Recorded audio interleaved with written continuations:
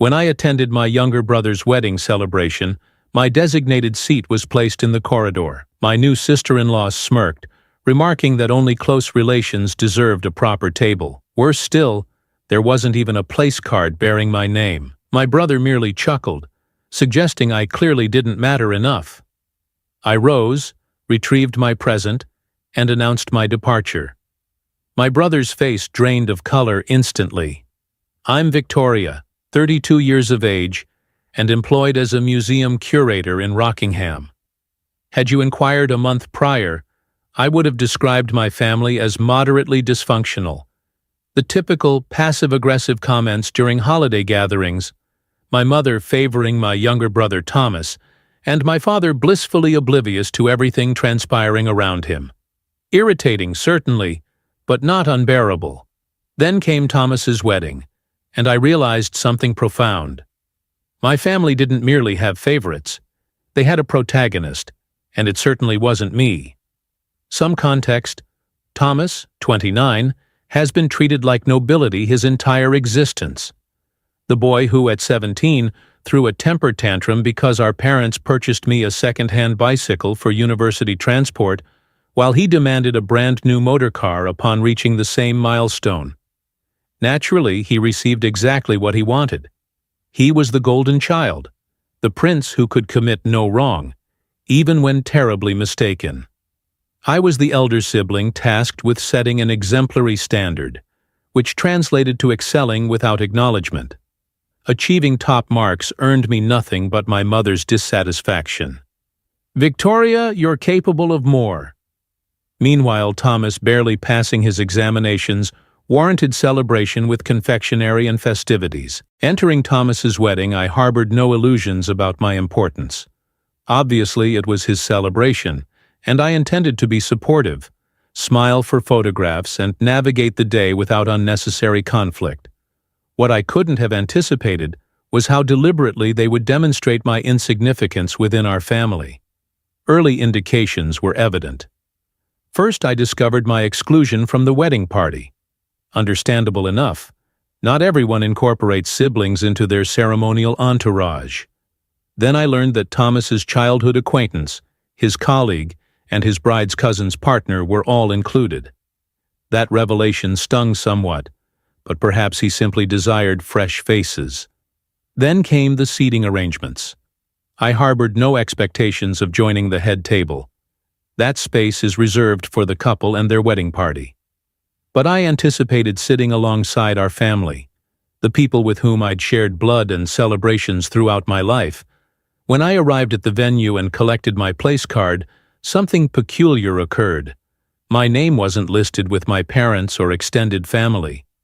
Upon inquiring, an event coordinator with an uncomfortable expression informed me of my position, outside the grand reception hall with its sparkling chandeliers and elegantly adorned tables. My designated seat was in the corridor, near the coat rack. I initially laughed, assuming a mistake. Perhaps they had exhausted their chair supply and required rearrangement.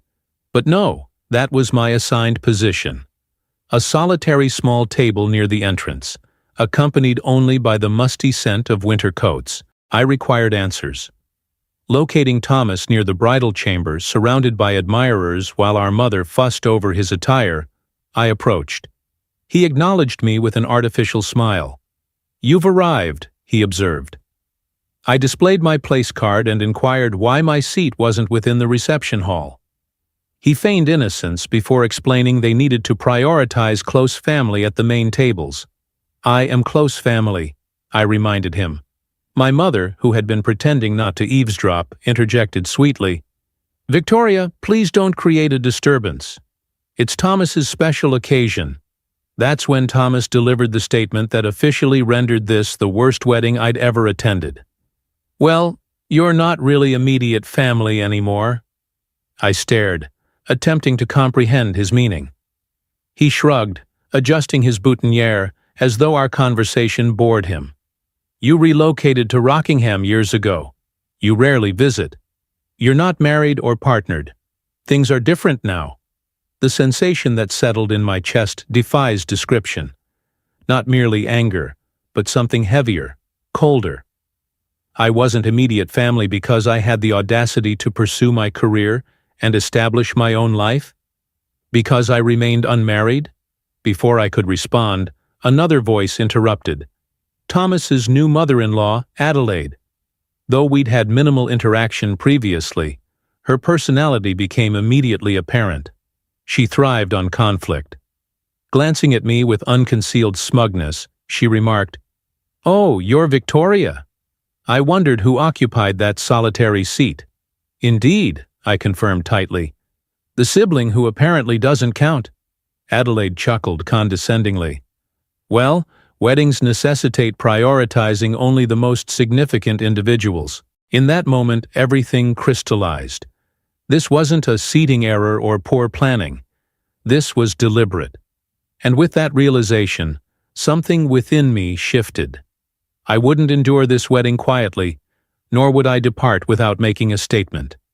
Drawing a deep breath, my fingers tightening around my place card, I decided to act.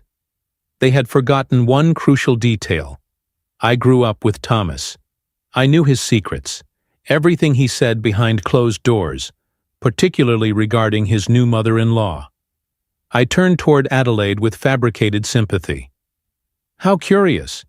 Just recently, Thomas expressed such concern about seating arrangements.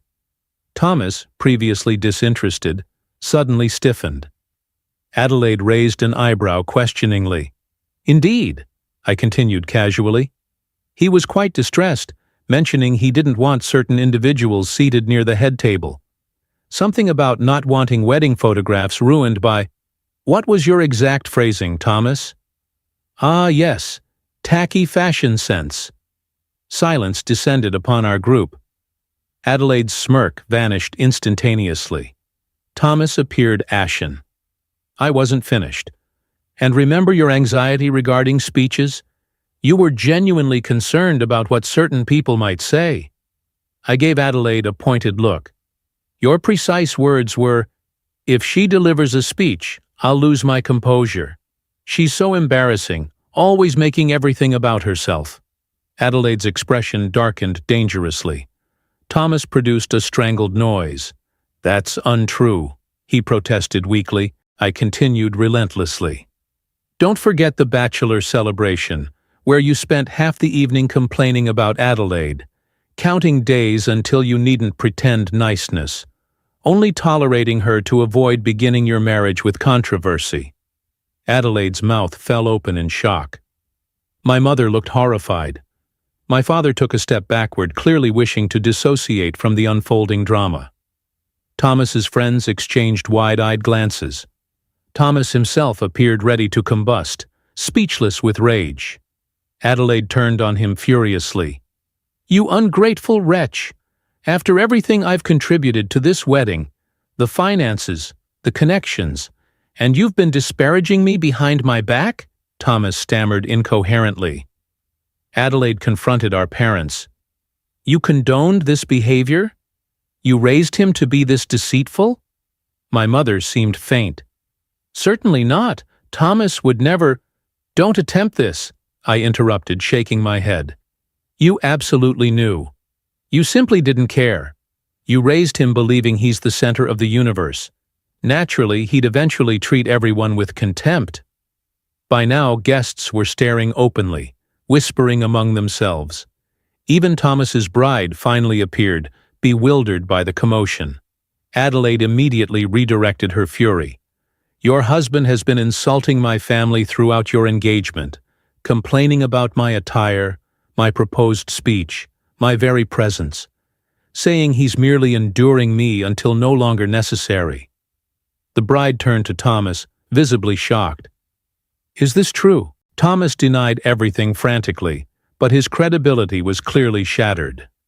The reception hall had transformed into a battlefield. Adelaide and Thomas exchanging accusations, my mother attempting unsuccessfully to restore calm, my father looking utterly miserable, the bride appearing stunned. Meanwhile, I observed the chaos unfold, satisfied but not yet finished. Thomas's voice grew increasingly shrill as he turned to his new wife. "You believe her instead of me? he demanded, gesturing wildly in Adelaide's direction. His bride, admirably composed considering the circumstances, merely responded, "Did you actually say those things?" Thomas sputtered about context and misunderstanding. I interjected mockingly, "I was merely venting. I didn't intend it that way." "Admit the truth, Thomas. You were exposed." The confrontation escalated further, with Adelaide continuing her tirade against my parents for allowing such behavior. More guests openly stared now, no longer pretending disinterest. Even one of Thomas's groomsmen barely suppressed laughter, further enraging my brother. I decided to conclude my performance. With a dramatic sigh, I announced, "This has been thoroughly entertaining, but I believe it's time for my departure." Thomas gestured dismissively. "Excellent. Leave." I smiled pleasantly. "Indeed I shall." Then I approached the gift table, locating my present, the one I'd selected with considerable effort and expense. Thomas followed my gaze, his expression shifting from anger to disbelief. "Victoria, you wouldn't dare." I retrieved the gift casually. "Why would I leave it? Apparently I'm not truly family." Thomas's face flushed crimson with rage. "You're behaving childishly," I shrugged, securing the box under one arm. "Perhaps. But at least I'm not a fraudulent, two-faced hypocrite pretending kindness while disparaging others behind their backs." I turned toward Adelaide. "Good fortune with this one. I anticipate this marriage lasting 12 months, maximum." Adelaide actually laughed. Thomas emitted an incoherent sound of fury. I departed with dignity, the tension behind me palpable enough to slice with a knife. Guests whispered urgently. The music had ceased entirely, and the atmosphere had transformed from celebratory to catastrophic. Reaching the exit, I paused briefly to survey the chaos. Thomas still arguing with Adelaide, my parents clearly wishing for invisibility, the bride reconsidering her life choices. "Enjoy your perfect celebration, brother dear," I called, then walked away without looking back. The aftermath proved predictably dramatic. My telephone overflowed with messages, my mother alternating between pleading and condemnation, Thomas spewing vitriol and accusations.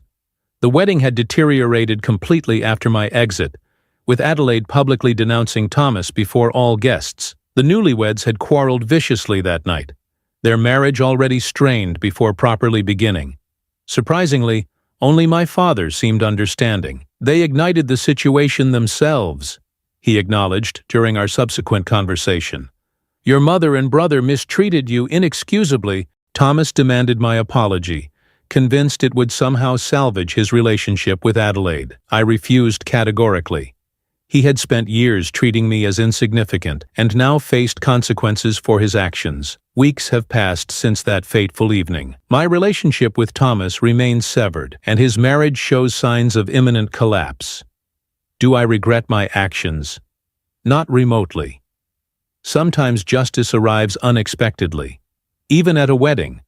If you enjoyed this tale of family drama and long overdue comeuppance, please subscribe to our channel for more stories that explore the complicated dynamics of modern relationships. Sometimes the most satisfying endings come from standing your ground when others try to push you aside.